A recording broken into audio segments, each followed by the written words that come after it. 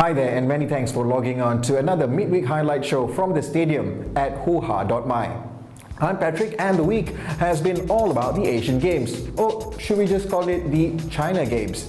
We'll touch on that along with the highs and lows in our European football roundup. Plus, in my parting shot on this episode, you'll get proof that good health is hard to find these days.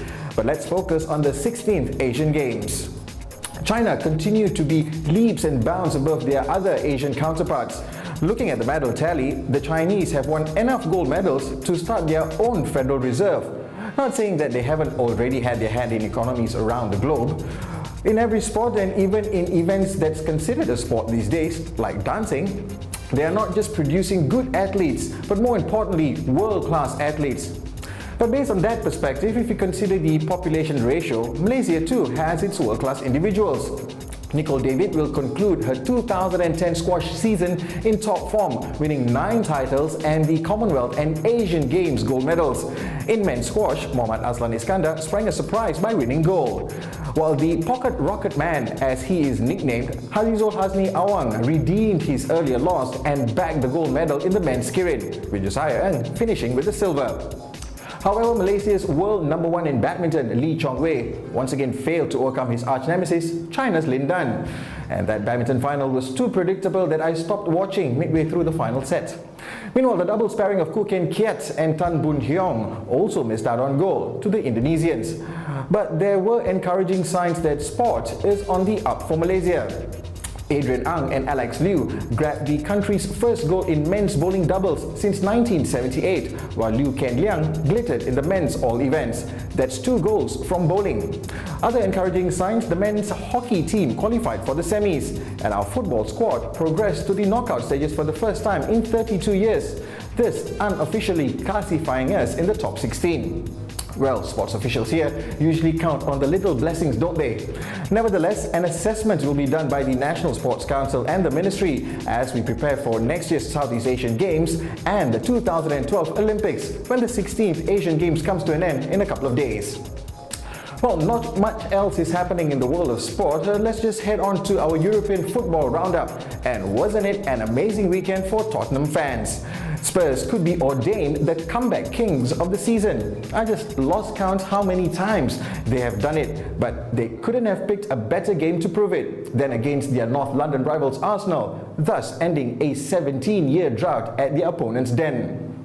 As the old adage goes, it was a tale of 2 halves, as Spurs claimed a rare and memorable comeback, but the win did little to improve their standing in the table. The win keeps Spurs at 6th. Chelsea's second loss in as many weeks proved that the Premier League season is not a foregone conclusion, as their lead in the table is down to just goal difference. Man United are still bagging the points despite another lackluster performance, this time against 9-man Wigan. Neighbours Man City are hot on Arsenal's heels thanks to their 4-1 away win at Fulham. Bolton continued their winning form, and they did it in style, a 5-1 drubbing of Newcastle as Owen Coyle's boys secure 5th position. Sunderland could have moved ahead of Spurs, but only managed to salvage a point against Everton, while Liverpool's 3-0 win over West Ham sets them up for this Sunday's clash with Spurs. Now, this is the match that either team can seriously articulate their intentions for not only a Champions League spot, but a push for the top. But my eye will be on Bolton. They take on Blackpool, and a win will lift them to dizzying heights, as Man City play away at Stoke and Arsenal travel to Aston Villa, both tricky away games. It's setting up nicely for the Christmas run of fixtures, I tell you. Next, we'll just move on to the Italian Serie A. The status quo was maintained in the standings. However, Inter Milan's coach Rafa Benitez is under intense pressure as last season's treble winners crumble again. AC Milan got a slim win over Fiorentina. Lazio drew away at Parma. Napoli came away with all 3 points against Bologna, 4-1 that scoreline. And there were wins for Juventus and Roma. Inter are now in 6th, level with Palermo, as they are just another 6 teams in the bottom half, all just a win away from breaking into the top 10. All the top 8 have tricky fixtures this weekend, but all eyes will be on Inter's match at home against 14th place Parma. Will Benitez still be at Inter after this weekend? Probably yes, but he will definitely be on borrowed time. Next up, the German Bundesliga. It seemed like an Oktoberfest hangover. There were topsy-turvy results on the weekend that sees the league leaders stretch their advantage, while the rest of the pack move about like musical chairs. Borussia Dortmund are now way ahead with a 7-point lead thanks to an away win at Freiburg. Mainz moved back into second, also after an away win at Borussia Mönchengladbach, while Bayern Leverkusen held Bayern Munich to a 1-1 draw at home. The most notable movers of the week were Hanover and Hoffenheim. Hanover beat Hamburg and are now in that 4th Champions League spot, while Hoffenheim handed Eintracht Frankfurt a humiliating 4-0 home defeat. Losses for Hamburg and Nuremberg still keeps them in the top 10, for now at least. Two intriguing fixtures to look forward to this weekend. Bayern Munich take on Eintracht Frankfurt, that's 8th against 7th, and 5th will be taking on 3rd as Hoffenheim hosts Bayer Leverkusen. Both matches are on Saturday. And finally, the Spanish League. Well, as expected, with a third of the season through, it's becoming a two-tier league with the title chase is on between the two giants of Spanish football. Real Madrid hit 5 past Athletic Bilbao but failed to keep a clean sheet as Barcelona hammered 8 past Almeria away from home.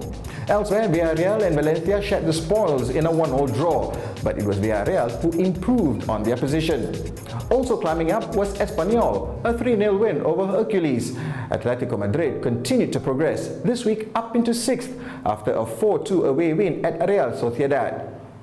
The shock result of the weekend was Sevilla, who suffered a 1-2 home defeat at the hands of Mallorca, who picked up the win with a late 90th minute goal, this only 2 minutes after Luis Fabiano equalized for Sevilla. The highlight of match week 13 in La Liga is the El Clasico, Part 1, as Barcelona hosts Real Madrid. It's the Monday night Tuesday morning matchup. It's also a matchup between Pep Guardiola and Jose Mourinho. And let's not forget Lionel Messi and Cristiano Ronaldo. Whoever wins will rule the roost in La Liga. And that pretty much wraps it up for this week. Time to leave you with my parting shot. You keep on hearing that good help is hard to find these days, and that's even affecting the medical profession. Watch this clip as the medics stretch off an injured football player, only to inflict additional injuries when they dropped him. Until next time, from the stadium at Hoohaa.my, you find good health and stay safe.